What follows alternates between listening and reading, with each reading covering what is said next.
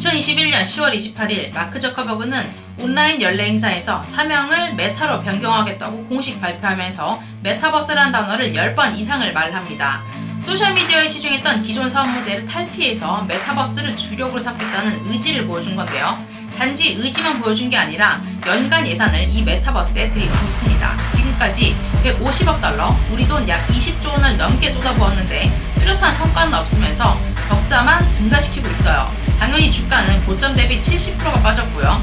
연초 대비 주가가 폭락한 다른 빅테크들과 비교해서도 메타는 그 하락폭이 남다릅니다.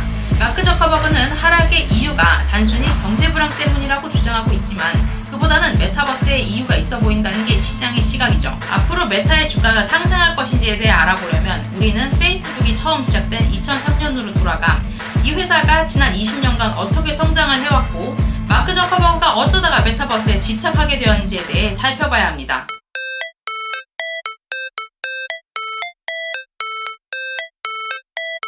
2003년 하버드에서 컴퓨터과학과 심리학을 전공하고 있던 마크 저커버그는 당시 보스턴대에 다니고 있던 제시카 알론과 함께 술을 마시다가 공부를 하러 가겠다는 그녀에게 보스턴대 따위를 다니면서 무슨 공부냐 라고 말도 안 되는 학벌 드립을 쳤다가 대차게 차입니다.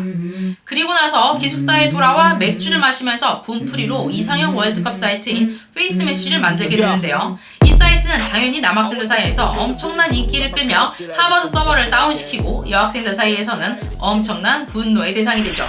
이 일로 저커버그는 6개월 정학 처분을 받고 여학생들 사이에서 공식적 또라이로 찍히게 됩니다. 이 사건을 교내 신문에서 읽은 윙클보스 형제와 그의 동업자 친구는 하버드 학생들만 접속할 수 있는 베타적 커뮤니티 사이트에 기획 아이디어를 공유하고 저커버그에게 코딩 파티를 제안합니다.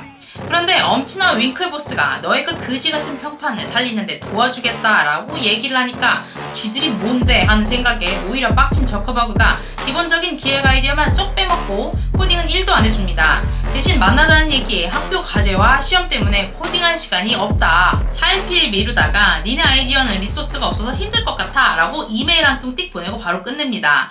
그리고는 자신이 만든 페이스북닷컴의 코딩에 몰두하게 되죠. 윙클보스 형제들 대신 하버드 경제학과에 다니고 있던 절친 왈도에게 CFO 자리를 제안하고 2004년 2월 드디어 왈도의 돈 18,000불로 페이스북을 창업합니다. 페이스북은 오픈 직후부터 미친 인기를 누리다가 창업 3달 만에 벤처 투자 회사에서 1,370만 불, 현재 기준 200억 원이 넘는 돈을 투자받아요. 그런데 페이스북이 이렇게 뜨는 걸 보고 누가 제일 열받았겠어요? 윙클보스 형제가 지적재산권 침해 소송을 제기합니다. 여기에 저커버그는 그들의 코딩을 베낀 적이 없다고 주장하지만 윙클보스 형제들이 2004년 5월에 오픈한 웹사이트가 페이스북과 너무도 비슷해서 결국 6,500만 달러의 합의금을 줄 수밖에 없었다고 해요. 페이스북은 그 초기 아이디어부터 마크 저커버그의 독창적인 아이디어가 아니었던 거죠. 게다가 창업 초기 페이스북은 딱히 수익원이라고 할 만한 사업이 없었어요. 그래서 왈도는 페이스북에 광고를 넣어야 한다고 주장하지만 저커버그는 광고에 대해 극히 부정적이었다고 해요. 그 대신 저커버그는 단지 좋은 사이트를 만들어서 사람과 사람을 연결하겠다라는 주장을 하게 되죠. Maybe I should take off the hoodie. Take off the Go hood. ahead. 이런 사업 방향의 차이에 저커버그는 왈도의 지분을 없애고 자신의 지배력을 강화하고자 합니다. 그래서 모두가 저커버그를 욕할 때 그의 유일한 친구가 되어줬던 CFO 왈도의 지분 30%를 새 회사 지분으로 물을 태워서 0.03%로 만드는 계약에 교묘하게 사인을 하도록 만들어요. 당연히 이 문제로 왈도와 소송에 휘말리게 되죠. 그리고 현재까지도 저커버그는 페이스북의 모회사인 메타의 CEO이자 이사회 의장, 대주주예요. 소송으로 친구는 모두 잃었지만 소셜 네트워크의 왕으로 군림하게 됩니다. 2011년 2월 페이스북은 미국에서 구글 다음으로 많은 사람들이 접속한 사이트로 선정됩니다. 이렇게 페이스북이 승승장구하는 것 같지만 인터넷 시장의 판도를 바꿀 변화에는 뒤처지기 시작해요. 웹 기반의 페이스북이 모바일 앱에서는 복잡하고 느리다라는 호평을 받기 시작한 거죠. 그런데 문제는 이제 모바일이 시장의 대세가 되었다는 거였어요. 2012년 페이스북은 모바일 친화적인 서비스를 새로 개발하기는 오래 걸릴 것 같으니까 그냥 사원 13명이 있는 인스타그램을 10억 달러, 우리 돈 약 1조 3천억 원에 인수하기로 결정합니다. 당시 인스타그램은 이제 겨우 창업한 지 18개월밖에 안 되는 회사였지만 미친 속도로 가입자가 증가하고 있었어요. 가입자가 엄청나다고는 하나 당시 인스타그램은 초기 페이스북처럼 여전히 수익원이 없는 상태였고요. 인스타그램 설립자들도 역시 초기의 저커버그처럼 광고에 부정적이었다고 해요. 그런데 그들과의 한 가지 차이점은 저커버그가 회사의 황금기를 이끌어낸 COO인 sheryl 샌드버그를 만나면서 돈맛을 알게 되었다는 거죠. 광고로 한창 수익을 올리고 있던 저커버그는 인스타그램에서도 돈 냄새를 물씬 맡게 되지만 인수를 위해 인스타 창업자들에게 페이스북으로 오면 독립적인 경영권을 보장해주겠다라고 약속을 합니다. 당연히 그런 약속은 오래 못 가죠. 처음에는 독립적인 경영권을 보장해주는 척 하다가 점점 더 인스타에 페이스북 파워를 행사하기 시작해요. 그러다가 2018년에 인스타에도 개인정보를 활용한 광고 사업에 대한 압력을 강화하게 되죠. 결국 인스타그램의 두 창업자 모두 이때 회사를 떠나고 페이스북은 이제 본격적인 개인 맞춤형 광고에 인스타그램을 활용하게 됩니다. 이러한 수순은 이후에 페이스북이 인수한 왓츠앱에서도 똑같이 벌어져요. 2014년 페이스북은 전 세계인의 카톡이라고 할 수 있는 왓츠앱을 인수하는데 총 190억 달러, 우리나라 돈으로 약 25조 원을 냅니다. 왓츠앱 설립자들에게 또 독립적인 경영권을 약속해요. 자, 다음은 어떻게 됐겠어요?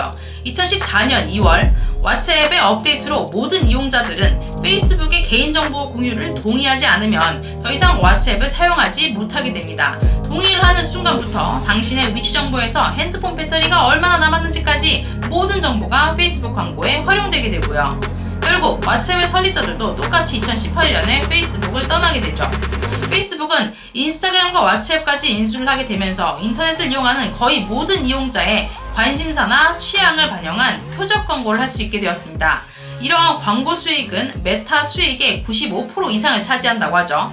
그런데 2021년 인터넷의 빅브라더 메타에게 애플이 반기를 드는 사건이 터지게 됩니다. 2021년까지 페이스북을 포함한 거의 대부분의 앱들은 그동안 별도의 승인 절차 없이 이용자의 활동 기록 정보를 수집해왔어요. 페이스북이 수많은 이용자들의 정보를 통해서 막대한 광고 수익을 올리는 것만 봐도 알 수 있듯이 앱들이 추적 수집한 개인정보는 말 그대로 돈이 됩니다. 이러한 개인정보를 모아 기업에 판매하는 데이터 시장은 연간 2270억 달러 규모의 시장을 형성한다고 하고요. 사진첩, 위치정보, 전화번호부와 같은 정보 제공에 동의를 요구하는 이유가 여기에 있어요. 애플에 따르면 평균적으로 앱 한 개당 6개의 개인정보 추적기가 설치되어 있다고 합니다. 대부분의 아이폰 이용자들이 개인정보 보호에 굉장히 민감하다는 사실을 파악한 애플은 2021년 4월에 iOS 업데이트를 하면서 앱 추적 투명성 기능이라고 하는 ATT 기능을 여기에 추가해요.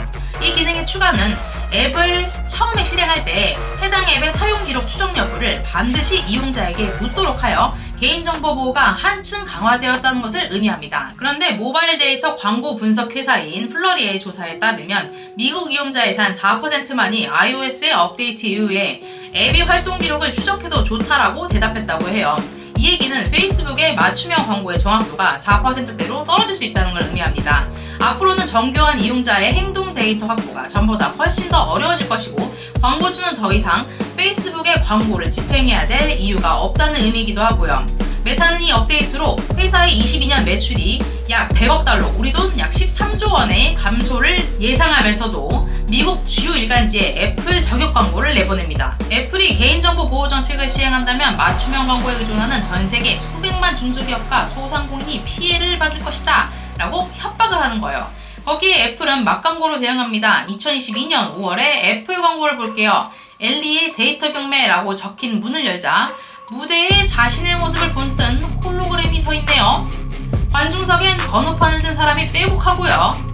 그리고 나서 시작되는 개인정보 경매에 엘리가 여러 번 이메일부터 드럭스토어 구매 내역, 위치정보, 검색기록, 지인 연락처까지 싹 다 판매됩니다. 경매 진행자가 굉장히 사적인 데이터라고 말할 때마다 부르는 값도 올라가요. 땅땅 하고 지휘봉을 두드리는 소리와 함께 엘리의 사생활이 낙찰됩니다.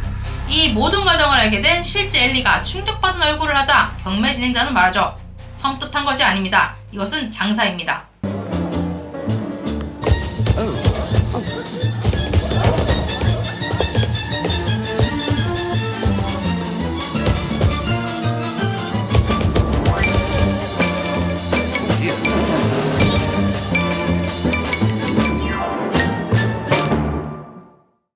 그런데 구글이 2024년부터 디지털 광고업체 등 제3자가 이용자의 데이터를 무분별하게 수집하지 못하도록 제한하기로 합니다.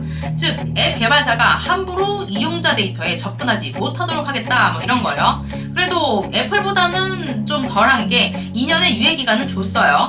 하지만 이제 메타가 발등에 불이 떨어지게 된 거죠. 지금까지는 스냅챗이 뜨면 인스타 스토리를 만들어 놓고 틱톡이 뜨면 인스타 릴스를 만들어 놓는 식으로 해서 잽싸게 남의 걸 베끼거나 남들이 만들어 놓은 걸 사오면 되는 거였는데, 그런데 무슨 일이 나왔죠? 22년 1월에 미국 연방법원이 인스타, 스냅챗, 페이스북, 왓츠앱을 모두 가지고 있는 메타에 반독점법 소송을 제기합니다. 이제 어디 가서 다른 SNS를 사오지도 못하는 거예요. 심지어 사온 인스타그램을 한번 보세요. 인스타 스토리, 릴스, 라이브 스트림, 방송 뭐 뜬다는 건 다 갖다 넣어가지고 그냥 김밥 천국 메뉴판 보는 것처럼 지저분해졌죠. 사온 걸 제대로 유지도 못하는 거예요. 이게 바로 메타의 문제점을 단적으로 보여주는 부분입니다. 가장 혁신적이어야 할 IT 회사가 광고 회사로 전락을 했고 기술 혁신 없이 남의 것을 베껴오는 데만 급급했다는 거예요. 지금 메타의 주가가 폭락하는 이유도 단순히 메타버스에 너무 많은 돈을 투자했기 때문이 아니라는 거죠. 기업의 시작부터 남의 것을 베껴왔는데 과연 자기 것을 새로 만들어본 경험이 너무 옛날인 회사가 갑자기 새로운 3D 생태계를 만들겠다고 하니까 아무도 안 믿는 거예요. 메타의 메타버스를 책임지는 리얼리티 랩은 21년 한 해 동안에만 100억 달러의 손실을 입었다고 발표했습니다. 애플의 업데이트로 100억 불, 우리나라 돈 13조 원의 광고 수익이 날아갔는데 메타버스가 거기에 추가로 100억 불의 손실을 더한 거예요. 그럼 왜 이렇게 밑빠진 독에 대한 집착을 못 버리는지 메타의 메타버스에 대해서 알아보도록 할게요. 일단 메타버스가 대체 뭐예요? 사실 정확하게 메타버스에 대해서 알고 있는 사람은 아무도 없는 것 같은데 메타나 마이크로소프트와 같은 회사들은 이게 무조건 다음 대세가 될 거다 막 이렇게 밀고 있어요. 그런데 이 메타버스라는 용어만 봐도 사실 새로울 게 없거든요. 지금으로부터 무려 30년 전에 나온 1992년도판 스노우 크래시라는 디스토피아 SF 소설에 이 단어가 처음 등장합니다. 이 소설에서 인간은 프로그래밍이 가능한 아바타로서 3차원 가상 공간에서 서로 상호작용을 합니다.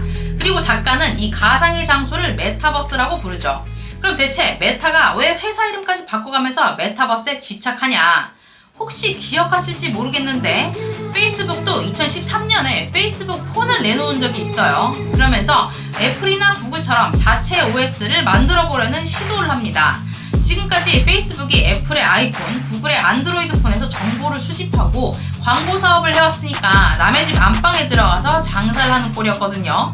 페이스북도 매 순간 쫓겨날까봐 얼마나 두려웠겠어요. 그런데 막상 페이스북 폰이 공개되어서 그 뚜껑을 열어보니까 하드웨어는 HTC 거를 그대로 쓰고 있고 안드로이드 OS를 쓰면서 그 위에 폰을 완전히 SNS 용도로 바꿔주는 앱 정도의 역할밖에는 못하더라는 거예요. 결국 페이스북 폰은 출시 후 시장에서 인터페이스가 후지다, 적용되는 폰이 너무 한정적이다 같은 엄청난 질타를 받으면서 폭망합니다. 하드웨어를 만들 수 있는 역량은 안 되고 소프트웨어는 구글이나 애플을 따라잡기 힘들다는 사실 이때 절감하게 되죠. 그래서 스마트폰 대신에 2014년도에 오큘러스라는 VR 기기 업체를 인수합니다. 그리고 2018년부터 본격적인 메타버스 구축에 들어가요. 컴퓨터 기술은 약 10년에서 15년마다 대변혁기를 맞이한다고 하는데요. 데스크탑에서 모바일로 이동한 것처럼 10년 뒤에는 메타버스가 그 대세가 될 거라고 본 거죠. 애플과 구글도 방해하지 못하는 새로운 공간에서 뷰티, 의류, 교육산업 등의 다양한 광고주가 좋아할 만한 환경을 만들겠다는 거죠. 뭐 꿈은 좋은데 사실 이 바닥도 만만한 게 아니거든요. 그렇게 돈을 조 단위로 붓고도 플레이어들의 아바타에 다리가 없어요. 상체만 둥둥 떠다닙니다. 다리를 보여주는 걸 개발 중이라고 자신있게 발표하는 바람에 결국 기술력이 없어서 다리가 없다는 게 드러나게 되죠. 심지어 마크 저커버그의 아바타 다리도 모션 트래킹으로 미리 만들어 놓은 가짜라고 해요. 이건 좀 문제가 심각한 게 다른 VR 게임에는 다리가 있잖아요. 이런 건 사실 2000년대 초반 게임들에 다 적용된 기술인데 여기까지 하는 데만 2019년부터 360억 불, 우리나라 돈으로 47조를 썼다는 거예요. 그럼 다리를 만들려면 또 몇 조를 써야 되나 뭐 이런 생각이 드시죠. 메타가 꿈꾸는 메타버스 세상이 빨리, 그것도 아주 빨리 오지 않으면 회사가 망하겠다 이런 생각이 드는 이유입니다. 그런데 저커버그가 이 메타버스를 두고 10년 이상 완전히 개발이 되지 않을 장기 프로젝트라고 밝혔거든요. 결국 메타가 호라이즌 월드를 공개하자마자 주가가 쭉쭉쭉쭉 폭락을 합니다. 게다가 호라이즌 월드의 이용자도 한 달에 20만 명씩 쭉쭉 줄어들고 있다고 하죠. 뭐 개발자들도 들어가지 않는다고 하니까 말 다 했어요. 그런데 우리가 SNS를 왜 하죠? 다들 하니까 하는 거잖아요. 그런데 메타버스라고 헤드셋 끼고 키니까 아무도 없고 혼자 돌아다녀야 되면 재미가 당연히 1도 없겠죠. 시장의 반응이 싸늘한데 진짜 문제는 저커버그가 이 상황을 어떻게 해결해야 될지에 대해 전혀 감을 못 잡고 있다는 거예요. 메타는 호라이즌 월드를 소개하면서 기존의 VR 게임만 강조하는 게 아니라 4세대 소셜 플랫폼으로 여기에서 교육도 받고 일도 할 수 있다고 강조합니다. 메타가 야심차게 공개한 헤드셋 가격이 1,500불, 우리나라 돈으로는 220만원 가까이 하는데 폰만큼 유용하다고 어필하고 싶은 거죠. 그런데 또 이 불경기에 누가 200만원 넘는 헤드셋을 돈 주고 사겠어요? 누구나 접근할 수 있는 차세대 소셜 플랫폼이라면서 진입장벽이 높아도 너무 높죠. 자기네가 생각해도 좀 심했다 싶었는지 이번에는 컨퍼런스에서 헤드셋 없이도 호라이즌 월드에 접속할 수 있게 모바일 기기와 컴퓨터 이용자에게도 공개할 예정이다 라고 말을 합니다. 이런 결정은 메타가 가상현실 헤드셋이 회사가 원하는 만큼 빠르게 인기를 얻지 못하고 있다는 걸 인정했다는 거고 회사의 일관된 전략이 없다는 뜻이에요. 결국 메타버스가 뜨는 세상이 온다고 해도 메타가 새로운 메타버스 회사를 사오지 않는 이상 지금의 난국을 해결하기는 쉽지 않아 보입니다. 스티브 잡스는 훌륭한 예술가는 모방하지만 위대한 예술가들은 훔친다라고 말했다고 하죠. 기술 분야에서 최고의 아이디어는 대부분 다양한 아이디어를 붙여놓은 것입니다. 그래서 20년 가까이 페이스북은 남의 아이디어를 복사하거나 사오는 것을 사업 전략으로 삼아 지속적으로 성장할 수 있었어요. 문제는 메타의 본업인 소셜 네트워크 시장에서 다른 아이디어를 사오는 게 점점 더 어려워지고 있다는 거예요. 전 세계의 규제 당국이 더 이상 메타가 동종업계의 다른 경쟁자들을 집어삼키며 독점하도록 내버려두지 않습니다. 이용자들의 개인정보를 마음대로 빼올 수 있는 시대도 끝났습니다. 이제 저커버그의 메타버스가 아마존의 아마존 웹 서비스처럼 새로운 성장 동력으로 되려면 단지 남들이 다 가지고 있는 아바타 다리를 만드는 것 정도로는 안 되고 정말 진정한 의미의 획기적인 상품을 만들어내야 합니다. 예전부터 있던 메타버스를 마치 페이스북이 처음 가져온 것처럼 포장하고 오큘러스 헤드셋을 메타라고 부르는 걸 보세요. 이 회사는 처음부터 성공적인 새 제품을 만드는 방법 자체를 모르는 것 같아요. 장기적으로 혁신이 없는 회사는 경쟁자들 속에서 자연스럽게 도태되게 되어 있습니다. 그 단적인 예로 페이스북의 자리를 인스타그램이 차지했고 인스타그램의 자리를 틱톡이 대신했죠. 모두가 폰 대신 하루 종일 VR 헤드셋을 끼고 메타버스가 대세가 된다고 해도 과연 메타가 혁신 없이 또 다른 메타버스 기업에 밀리지 않을 수 있을까요? 그런 점에서 메타의 주가 회복은 또 다른 메타버스 기업을 사올 수 있는가에 달려있다고 볼 수 있습니다. 이러한 전망을 하기 위해서 우리가 어떤 기업에 투자를 할 때는 그 회사를 경영하는 사람들에 대해서 꼼꼼히 알아봐야 한다는 거죠. 저와 함께 세계경제와 투자에 대해서 공부를 하고 투자 조건을 지키실 분들 구독, 좋아요 눌러주세요.